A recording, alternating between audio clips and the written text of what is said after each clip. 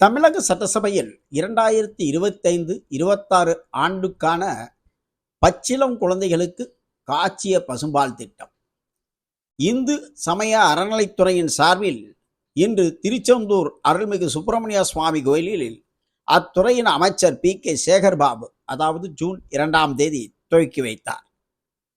கைக்குழந்தையுடன் கோயிலுக்கு வரும் பக்தர்களுக்கு குழந்தைகளின் பசி போக்க காய்ச்சிய பசும்பால்.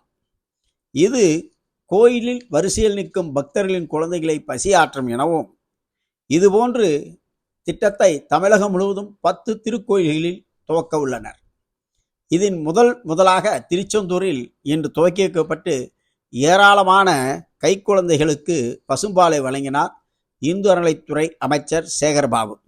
இத்திட்டம் திருவரங்கம், திருவண்ணாமலை அண்ணாமலையார் கோயில், திருத்தணி, ஆனைமலை மாசாணி அம்மன் கோயில், பன்னாரி அருள்மிகு மாரியம்மன் கோயில், திருப்பரங்குன்றம் அருள்மிகு சுப்பிரமணிய சுவாமி கோயில், மருதமலை, பெரியபாளையம் பவானி அம்மன் கோயில், இப்படி 10 கோயிலுக்கு விரிவுபடுத்தப்படுகிறது. இதன் மூலம் 50 லட்சம் ரூபாய் செலவாகும் என தெரிய வருகிறது. மேலும் ஜூலை 7ஆம் தேதி திருச்செந்தூர் அருள்மிகு சுப்பிரமணிய சுவாமி திருக்கோயிலில் நடைபெறும் குடமுழுக்குக்கான முன் ஏற்பாடுகளை இந்து அறநிலைத்துறை அமைச்சர் இரவு 8 மணி முதல் 12 மணி வரை ஆய்வு செய்தார்.